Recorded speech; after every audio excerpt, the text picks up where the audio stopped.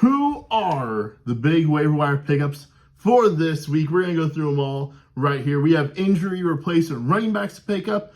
We've got wide receivers getting targets to pick up. And we've got some streaming tight ends for you. I am your Average Dude host, Matt Mormann. This is the Average Dudes podcast. And I'm going to run through just the waiver wire pickups for this week. I'm not going to lie.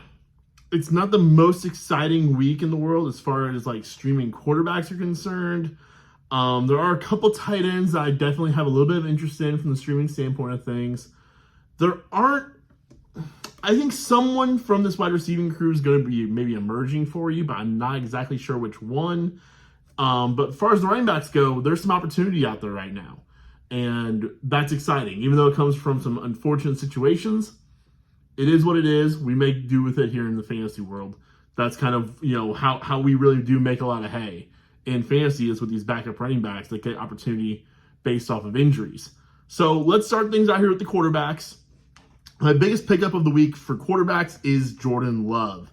Jordan Love played pretty darn well once again for Green Bay. He is just chucking this ball all over the field, I feel like. And he came away with 20 fantasy points in 4-point per passing touchdown leagues.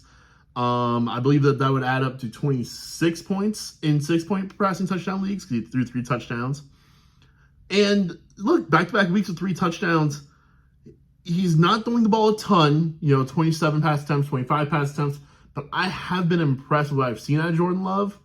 I am a bit nervous about the matchup for this week, though, being against New Orleans.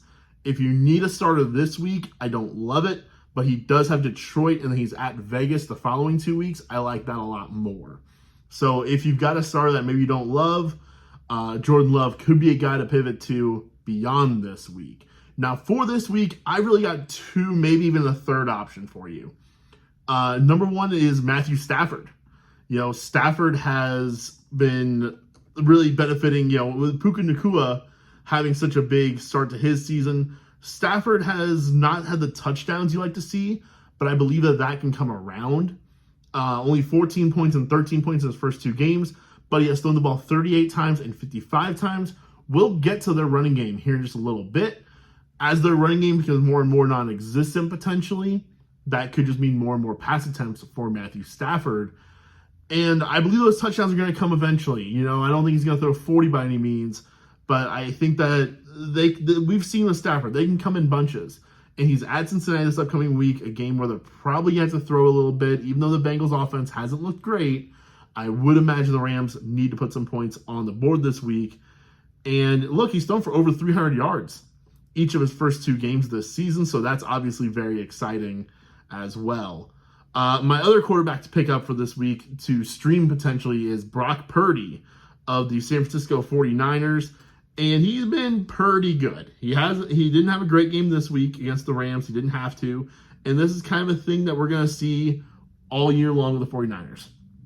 Some weeks they're just going to win boring, and some weeks it'll be Christian McCaffrey. Some weeks it'll be Purdy throwing 2 touchdowns. Some weeks it'll be Purdy throwing 1. It'll be what it's going to be this week at home against the New York Football Giants. I don't think it's going to be a huge pass volume game for Purdy, but it is a chance to get a couple of those touchdowns in there against a defense that's not very good. Just made Josh Dobbs look great. And then after that, he's got Arizona also. Again, another one where maybe you worry about the game script in the second half, but you kind of can maybe count on his passing being what builds up that lead for the 49ers in those 2 games. And my last one here, it's Baker Mayfield, guys. Look, I said this is not the most exciting week to stream quarterbacks, but Baker through 2 games has looked quite competent out there in 2 cake matchups. Look, at Minnesota, home against Chicago. Chicago might be the easiest matchup in the entire NFL. And that is one that he was able to just kind of feast on a little bit, threw for 317 yards, threw only 1 touchdown in that. You would have liked to have seen a second one in there. But this week he's got Philly. And Philly has not looked great defensively, and they forced the other team to kind of be in a lot of passing situations also when you think about Mac Jones in week 1. So I could see a scenario here where Baker Mayfield's able to volume his way to another 18 to 20 points in 4-point passing touchdown leagues, and that can get you there. That's not too shabby. If he can get you in the high 200s, low 300s in yardage, it might take 35 attempts to get there, and you may not want to watch the game as it happens. But I think that Baker Mayfield might not be a terrible low-end streaming option this week. If you, really thinking about the starters that we've got here, the guys you drafted to be starters, Joe Burrow has been definitely one that's, concerning that you could consider a streamer over, especially if he just doesn't play this week. I think pretty much the rest of the guys we drafted to be starters, I would start over these guys, though.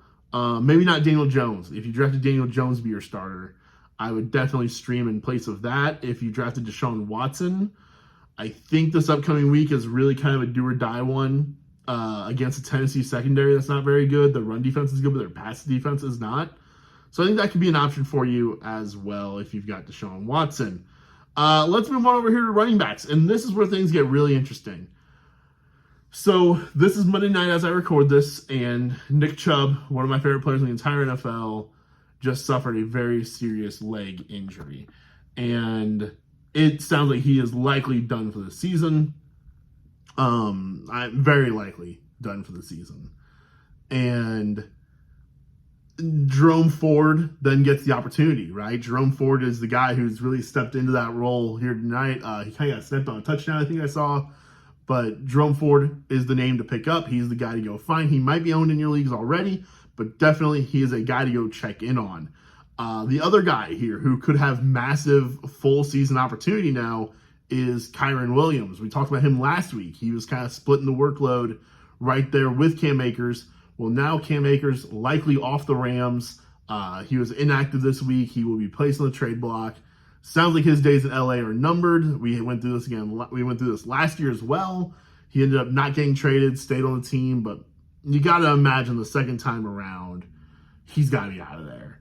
The next guy I want to talk about is Zach Moss, and I also want to talk about Gus Edwards, kind of both those two guys together here, because they do play each other this week. I don't love those matchups for either guy. If you're looking for someone to play this week, I'm not in love with it. By the way, also Jerome Ford, he's got Tennessee this week. A very good run defense. That will be difficult to do if you're plugging and playing him right off the bat, but the volume should hopefully carry him. Back to Gus Edwards and Zach Moss. Zach Moss played 100% of the snaps, I believe I saw, for the Indianapolis Colts this past week. So just a massive workload opportunity. It probably has an expiration date. Jonathan Taylor will be back one day. But up until then, Zach Moss might be able to be a desperation number 2 for you if you don't have Eckler, if you don't have Chubb, if you lost J.K. Dobbins, right? Like, we're losing some running backs. It's getting to be that time of year already. And so these guys can really matter and fill those holes for you. Gus Edwards, to me, he looked like the better runner out there between him and Justice Hill. I expect him to have more opportunities going forward for the Ravens than Hill. It's a little messy yet, but I think Hill's the guy, I think Gus Edwards is the guy in that backfield to go get. My other ones are kind of the stash plays here. Roschon Johnson for the Chicago Bears. He continues to kind of grow his role a little bit more in Chicago. Matt Breida also for the New York Giants because of the Saquon Barkley ankle injury. Problem there is I don't feel as good about that offense, especially this week against the 49ers. And if he's only a 3-week option, really, and one of those weeks is against the 49ers, then, you lose out on 1/3 of the opportunities of him playing for you. And, they don't play on Sunday this week, so it's like they get an extra week there to potentially rest up with Saquon. They have Seattle in week 4, they have Miami week 5, Buffalo week 6, so not the greatest schedule in the world lining up here for Matt Breida with his window of opportunity. Chase Reynolds also could just be a guy to go pick up. He's got Seattle this week. He is the 3rd-string running back for Detroit. David Montgomery suffering that leg injury. He's going to be out for a couple weeks, so Reynolds could be a guy to go grab. And speaking of Reynolds, we're going to go from a Reynolds at running back to a Reynolds at wide receiver. Josh Reynolds. I listed him last week. I'm listing him again because I don't think very many people listened to me on this one. He had a very nice game once again for the Detroit Lions. He is the wide receiver 2 in this offense for now, at least. And honestly, I'm worried about Jameson Williams. whenever J-Mo comes back, I don't think he's just going to step into a large workload in week 7, I believe is when he's back. His week 1, coming back from the suspension. He's had injury problems. I think Reynolds might just be the wide receiver 2 for a very pass-heavy offense. And that's a guy that I want some exposure to. That's a guy I want to have on my roster. So Josh Reynolds, definitely a guy you can pick up and play this week. He's got Seattle. That's a very nice matchup to have. And I can see him having yet another wide receiver 2 week for you. Speaking of guys that are kind of in the similar stature here, Nico Collins, another guy, we kind of mentioned him last week for the Houston Texans. He's got Jacksonville this week. He had a very nice game again this past week.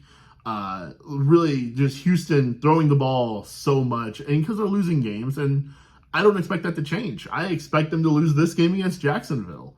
And so I see no reason why he wouldn't get quite a few targets again in this one. Next up here, just go check to see if he got dropped. Sky Moore, I know a lot of leagues he was dropped. He could be a guy to scoop up. Tank Dell, Nico Collins' teammate in Houston, he saw a nice share of targets this past week as Noah Brown, the slot guy in Houston, got placed on IR. And so Tank Dell kind of stepped into that role and saw quite a few targets in only his second game. He was a darling of the preseason. He was a darling of the NFL draft. He's tiny, he is small, but he's explosive. And speaking of being tiny and small but explosive, Tutu Atwell continues to look like a real NFL wide receiver. I don't know how this is going to go for you long term. And I don't think you pick up Tutu Atwell thinking long term. But if you're in a bind and you need a wide receiver or a flex option for this upcoming week, I think Tutu could be a guy. Puka Nacua is getting all the attention out there in LA. Tutu has quietly had 2 very nice games in back-to-back weeks. I don't know what happens once Cooper Kupp comes back, so don't expect this to be a long-term fix. I think Tutu probably loses out and becomes kind of just a deep threat at that point. But I think he could be a guy to help you out a little bit for the next couple of weeks.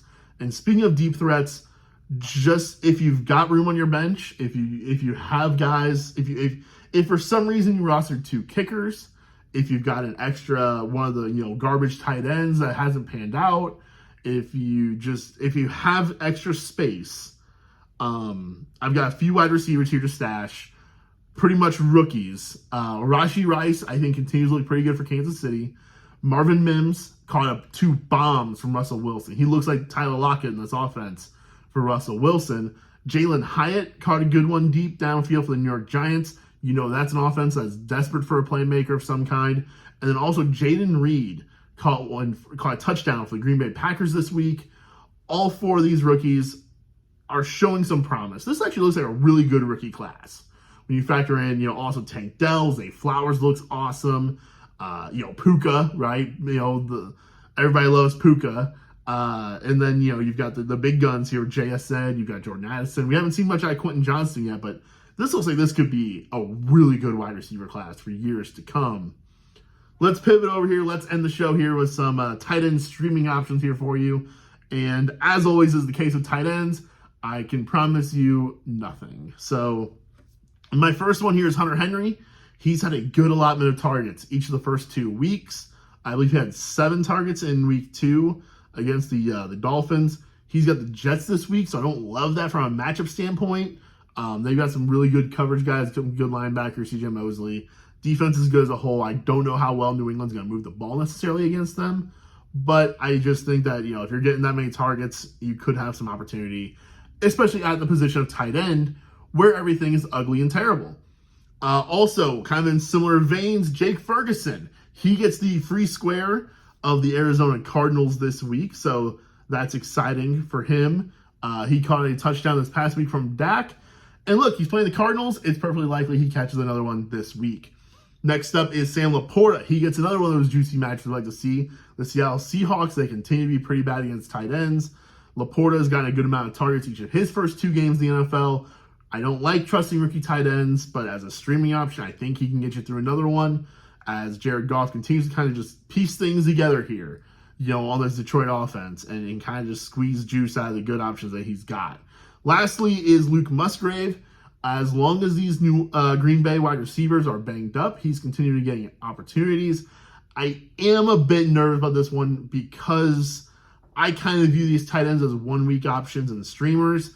And he's got New Orleans this week. I don't love that as a matchup, But if you're very desperate, he could at least get some targets. And at tight end, hey, we can promise you absolutely nothing as far as production, but we can help you try to find opportunity at least. So that's going to do it for me here at the Waiver Wire Show. Be sure to check back into the pod throughout the week. We're going to have some good stuff for you. I think me and Tanner are going to try to get together and kind of give a big picture look at things on Wednesday night. We're going to try to put that together, kind of give you guys a lay of the land after 2 weeks, what we've learned from 2 weeks of the fantasy football season, and kind of some of our takeaways moving forward. I know Tanner will be back with the starts and sits later on this week. I immediately after I get done recording this, I'm going to finally record my Sunday slate reaction, where I kind of talk about, one takeaway from each team. I'm sorry I didn't get to that earlier today. Things got very busy. It happens from time to time. And then also, I'm going to come back at you again with a what to watch for this upcoming week slate of games. And we'll go through, just like we did last week, with kind of one thing to keep an eye on for each game. So be sure to stay tuned to the podcast. Be sure to keep on following along. Apple, Spotify, YouTube, all that good stuff at ADP Dudes on Twitter, at Real Matt Mormann for me, at Tanner Ward 7 to follow Tanner on there. And we will see you guys next time.